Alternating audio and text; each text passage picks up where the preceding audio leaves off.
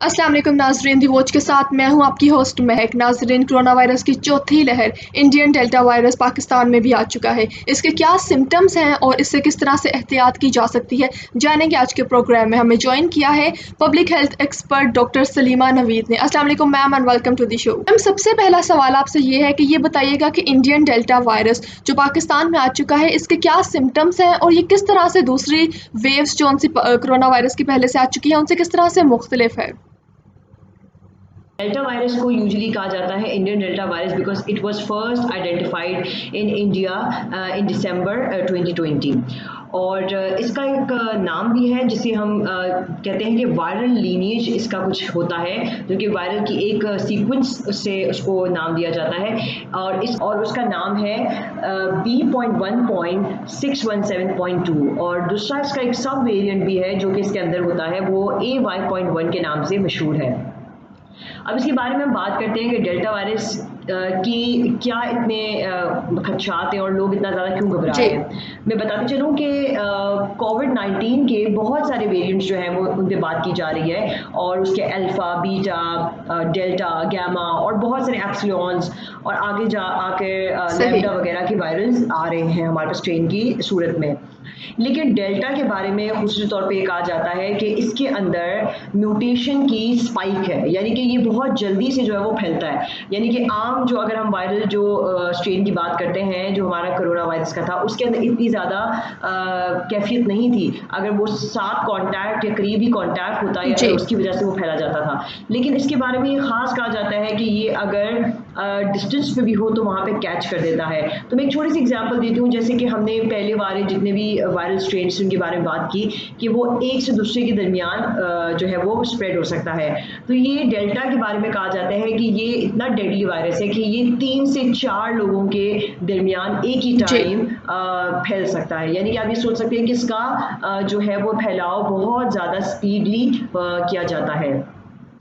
Further delta virus के बारे में ये कहा जाता है कि जैसे कि अल्फा वायरस की मैं अगर बात करूं जो एक वन ऑफ दी टाइप थी जिसको कहते थे कि वो एक आम वायरल जो हमारा कोविड का शुरू हुआ है स्ट्रेन जो वुहान चाइना से 2019 में, और उसके बाद जो अल्फा वायरस का स्ट्रेन आया, कहते थे कि वो जो है वो 50% ज़्यादा उसका फैलाव है than the normal Wuhan virus.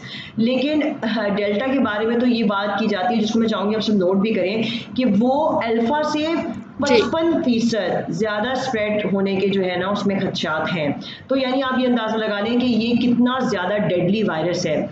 और इसकी एक अच्छी एक मिसाल मैं आपको बताती हूँ जो आपको हमेशा याद रहेगी। अगर आपने इंडिया का एक पूरा अरसा देखा होगा कि किस तरह से इंडिया जो है वो एक पूरे मैस में मैं कहूँगी कि एक डेडली वायरस के अंदर अपने आप को डुबो गई थी और इतने लोग उसके अंदर जो है वो फौत हो गए थे, तो वो डेल्टा वायरस की ही वजह से हुआ था, क्योंकि वहाँ पे स्प्रेड ऑफ इन्फेक्शन डेल्टा की वजह से बहुत फास्टली किया गया। अब इसमें सिम्टम्स क्या होते हैं, लोग अक्सर हमसे सवाल करते हैं कि इसके दूसरे वायरस से क्या सिम्टम्स है, इसको कैसे पकड़ा जा सके कि ये डेल्टा वायरस है। तो सबसे पहले तो ये मैं बता दूँ कि इसके अंदर जो आम जैसे हमारे वायरसेस थे कोविड के, उसके अंदर जैसे आपको होता था कि खांसी बहुत होना या आपको बुखार बहुत होना, वो वाले सारे जो है उनमें थोड़ी सी कमी है। इसमें हमें खांसी इतनी नहीं देखी गई है, परसिस्टेंट कफ नहीं है, बल्कि पेशेंट्स के रनिंग नोजेज हैं, यानी कि बहुत ज़्यादा आपका जो नज़ला गिर रहा होगा जैसे ठंड में आपको हो रहा होता है।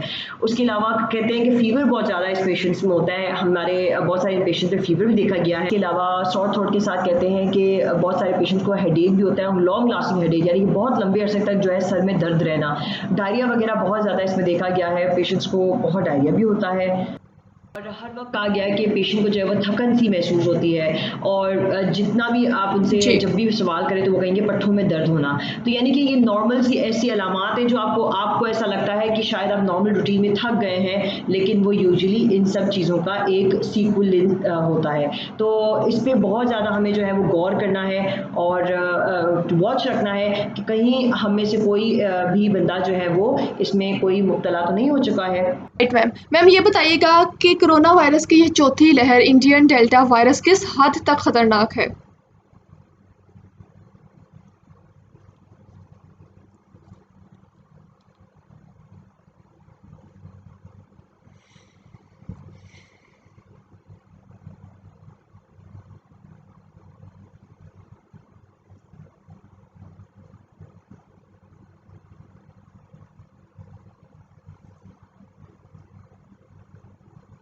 जी।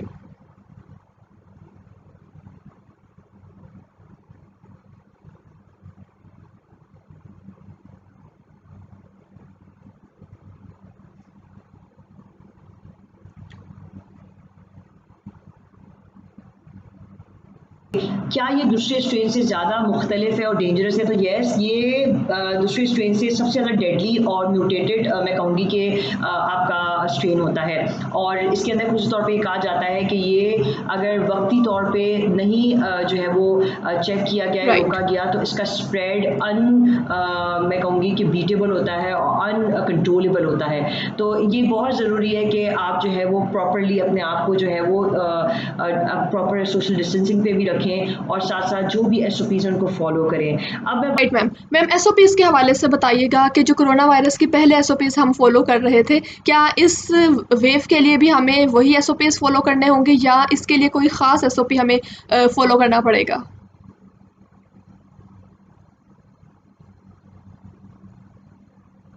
मैं साथ-साथ बताती चलूँ कि बहुत सारे लोग हमसे सवाल करते हैं कि जो हम वैक्सीनेट हो रहे हैं, क्या इससे डेल्टा वेरिएंट हमारा प्रोटेक्ट होता है कि नहीं? तो मैं आपको राइट। बता देती हूँ कि डेल्टा वेरिएंट के लिहाज से कोई वैक्सीनेशन बेशक नहीं बनाई गई हो, लेकिन स्टडी CDC की ये कहती हैं कि येस, आपकी वैक्सीनेशन आपको प्रोटेक्ट ज़रूर करती है।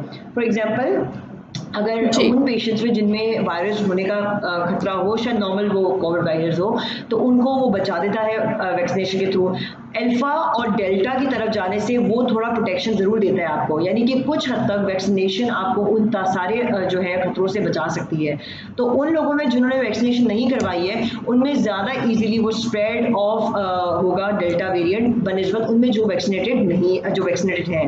ये कुछ टिप्स आपके साथ शेयर करूँ। सबसे पहले तो मैं चाहूँगी कि हम ज़्यादा से ज़्यादा अपने आप को वैक्सीनेट करें, प्रोटेक्शन रखें, वही SOPs रखें जो हम सोशल डिस्टेंसिंग की रखते हैं। मासेस में ज़्यादा ना जो है वो अपने आप को, जहाँ पे रश है और बहुत ज़्यादा लोग हैं वहाँ पे अपने आप को जाने से गुरेज करें। साथ साथ एक टेस्टिंग वाली हैबिट अपने अंदर रखें कि मास टेस्टिंग जो होती है जिसके अंदर बहुत सारे लोगों का एक साथ मेडिकल टेस्ट जी। या लेबॉरेटरी टेस्ट जो है वो सरंजाम दिया जाता है, वहाँ पे आप जो है उसे करवाने की कोशिश करें ताकि बिल्कुल आप अपने सही। आप को फॉलो अप रखें, खुदा न ख्वास्ता अगर कोई भी ऐसी चीज़ में आप मुब्तला है तो।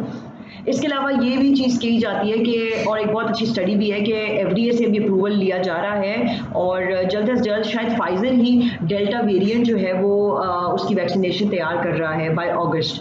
तो इंशाल्लाह हम नियर फ्यूचर में ये देखेंगे कि हम अपने लिए कोई प्रोटेक्शन के लिए एक वैक्सीनेशन तैयार कर लेंगे, लेकिन इससे कबल जो है वो हम सबकी रिस्पॉन्सिबिलिटी है कि हम ये जो डेडली वायरस है जो एक इंडिया से शुरू हुआ है, और अगर मैं बात करूँ अल्फा वायरस की जो कि एक UK से शुरू हुआ था, जो कि अगर आप देखें तो बहुत दूर दूर के ममालिक में था, जी। लेकिन अब वो 105 ममालिक में जा चुका है, क्योंकि हम किसी का एक ट्रैवल टाइम भी नहीं रोक सकते।